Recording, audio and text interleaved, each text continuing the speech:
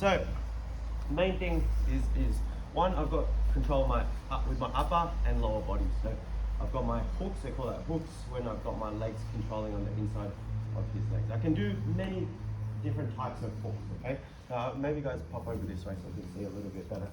So in terms of the different types of hooks, this is a standard hooks where you've got the instep just controlling on their thigh there, on the inside of their thighs. There's a bunch of different controls, sorry, I'm trying to think of the cameras. A bunch of different controls that I can do as well. I don't really care, but just a couple of principles is that my bottom hook is the most important. Obviously now I don't have a bottom hook, but once we fall to the side, it's my right leg. This is the most important hook right now. If he beats that and gets a step over it, just get your hips up, now I need to worry and I need to switch to something else, whether it's switching to the other side or whatever else. If he beats this top hook, if he gets rid of that, I still relatively have good control. I can still do things from here, I'm not really fussed. Okay, so that's the one thing. I'll show you all the different types of hooks in a bit, but I don't really care that much as long as you keep your feet inside of their legs. The other thing is, which you still see in UFC, is this common mistake, is crossing your legs. You shouldn't cross your legs. There's a couple of exceptions where you can, but for now, just as a general principle, don't cross your legs. Reason for that is if he brings his left leg over the top of my foot, he can actually put on an ankle lock, which is legal for you guys. Actually, a straight ankle lock should be legal. And look, with adrenaline, maybe they won't tap to it, but you'd just rather not have that risk of that. And the other sort of idea is just having so that was the lower body control, but now we've got to have upper body control as well. So this idea of we go chest to back, okay? So I need to keep my chest connected to his back here. And also your head is another like little wedge that you can use to keep everything tight. So right now I've got to see here, hugging me tight. I've got a good standard control is just a seatbelt. So one hand goes under, other hand goes over, and then just wedging your head in tight. There's all different ones. I can go double unders. Probably won't do it too over. This is good. But no, I probably, for that very reason, I won't do that. No, I won't do it just in general. It's not good. But double unders sometimes I might use, but generally it's a seatbelt.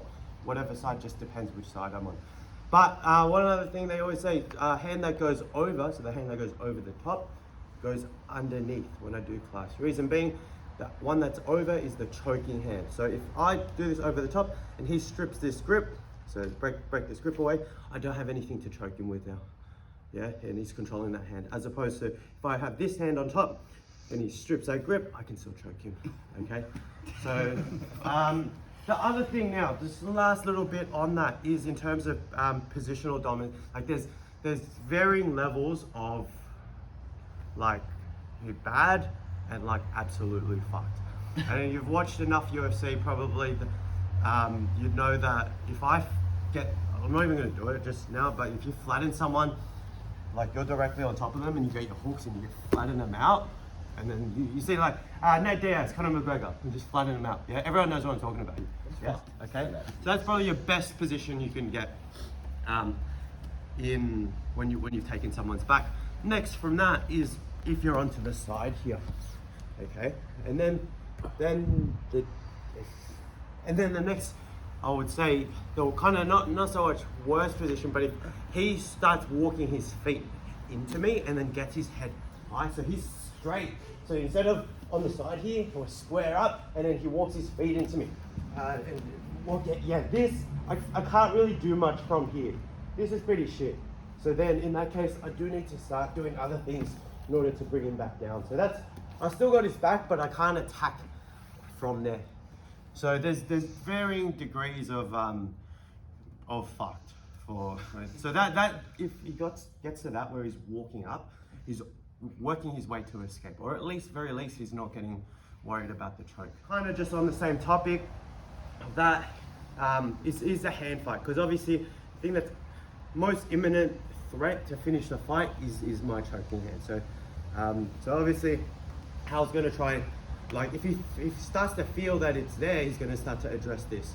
Sometimes I'm just maintaining my back control, so I don't really need to, he might not need to stress the whole time about it, but as soon as he feels me starting to creep here, that's when he's going to at least put a hand on just to just to kind of create some space and strip that off. Anyway, sorry, we'll talk about the exceptions, okay? So let's say Robin's walking his head back into me. I'm losing the control here, and I need to bring him back down to me. This is the one time, or one of a few times, I can cross my legs, and then I extend him back out.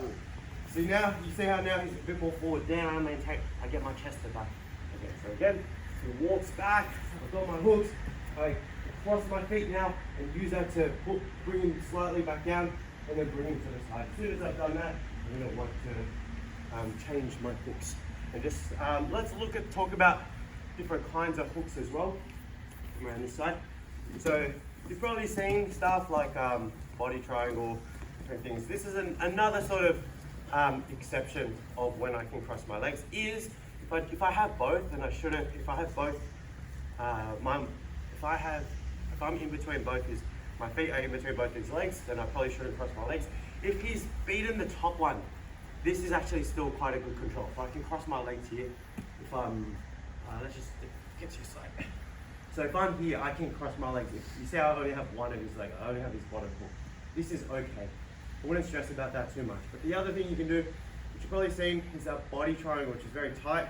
If you've got long legs, it's probably good for you. So will work for you guys. If you've got short, stumpy legs, it still works. But it's harder to get to. But if you do get it, oh yeah, you as well. If you do get the body triangle with short, stumpy legs, you're pretty fucked. I can't even get that around here though. But make sure though, if I do get the body triangle, I don't want to go over my toes like this, because now I'm just like hurting my own foot. So it's not really locked up. Okay, so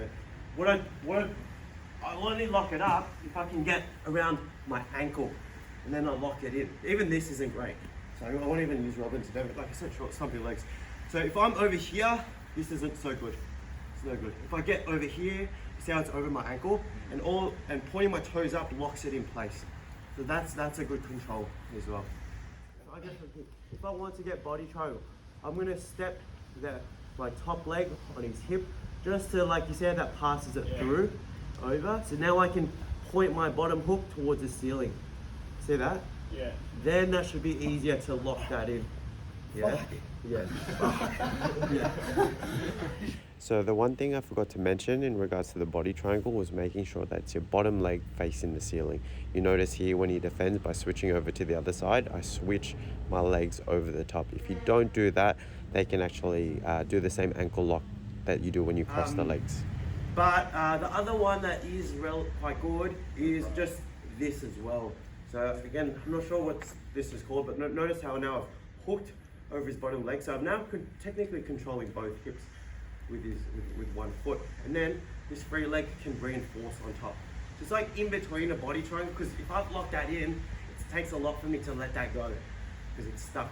Whereas here, if I need to adjust, say I need to go over, say Robin takes me to the other side, it's easy for me to let that go and then switch to something else.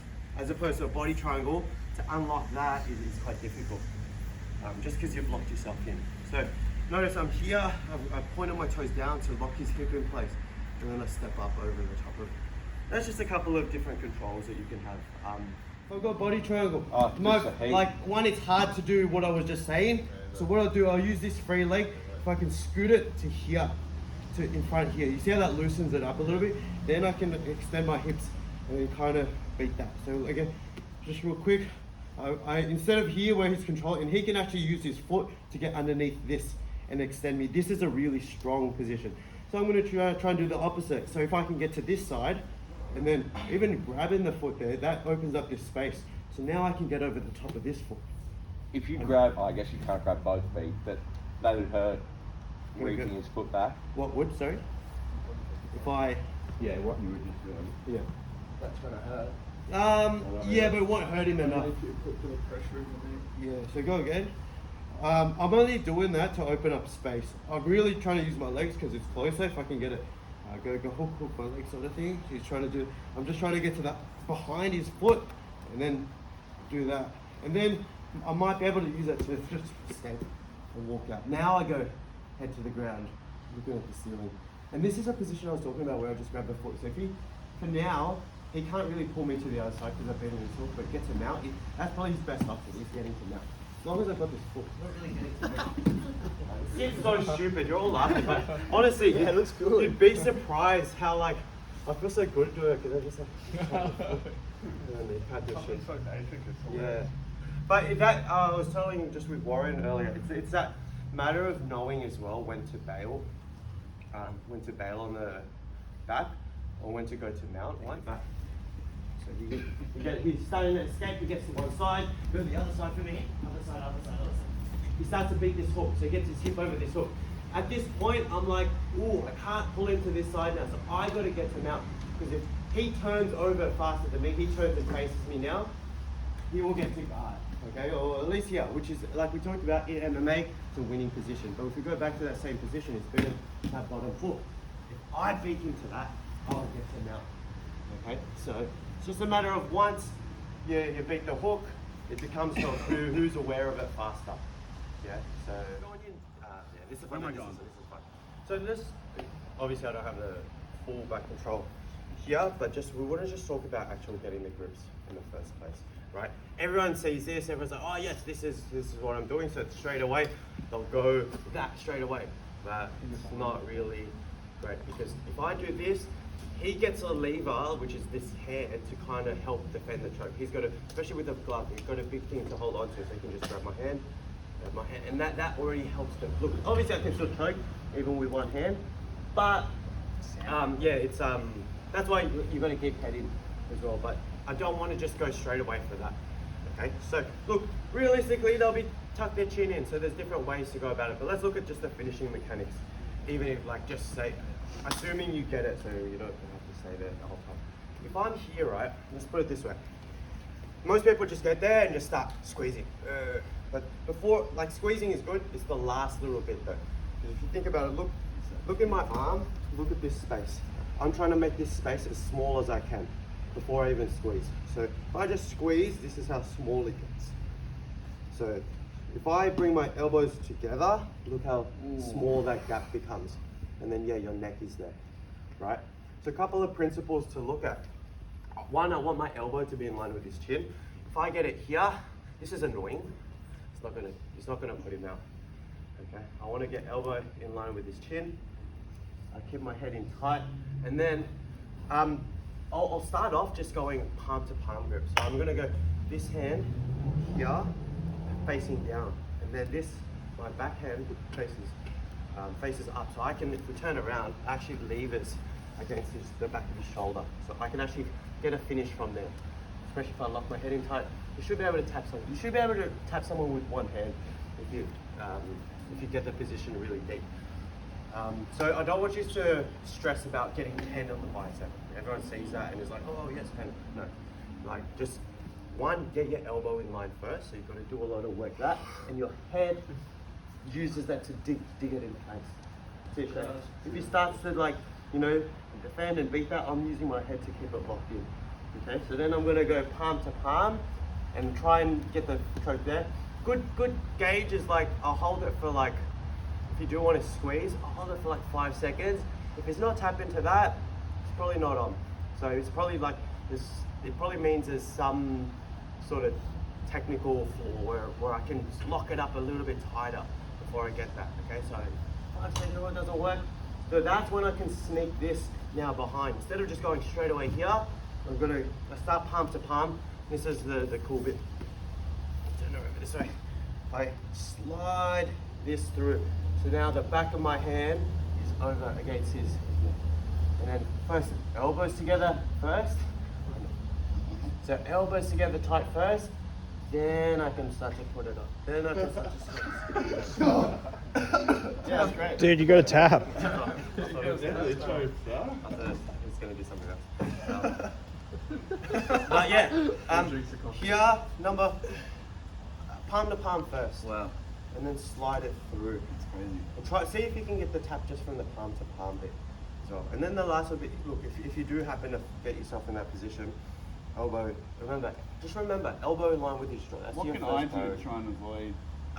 Do that whole like head to the back sort of thing. Just like, yeah, it feels like you're opening up space, but if you keep that, basically, right? I'm not going to do that in that position where he's just, I'm just kneeling behind him. I'm going to have this. In order to, I'm gonna have, so my hips are also controlling him as well. But even if I locked it up somewhat, if he, notice how when he looks back, he actually alleviate, you feel that, right? Yep. And his hips are into me as well, and he walks that way, and then uses, you extend your hip, so not quite flat, but yeah, we're not quite to the side, as it's kind of this in-between position here, where if I go too far across, I'll get flattened out. If I go flat, if I'm straight here, it doesn't really work. I need to kind of walk back and have your head pushing, because you want close, right? If you're choking something, you want like head tucked in, all that stuff. You on the other end, extend your head out, even though it's giving you room underneath the neck, it alleviates a bit of that pressure, and you can use that to dig your hands in. So always addressing that first. So if you can dig your fingers in just to alleviate a little bit of, create a bit of space there, that's good. And then extending that way. But I want everyone just to actually practice the finishing mechanics first. So just do it that way, where you're just kneeling behind them. Practice getting that, just digging it in. For this, guys, don't resist it, just because I want you guys to practice just how it feels correctly right at the end. Practice getting knocked out. It's not knocked out. A bit nicer. But yeah, practice getting that palm to palm. See if you can get a tap with just a palm to palm grip. And if you're not getting that, slide through. Remember, elbows in together, closes up that space. And then head in, and then you can kind of like get that squeeze towards the end. It should be easier if you do it once you've actually got the hooks in, because you can control their hips. But if you can get this, then you can get it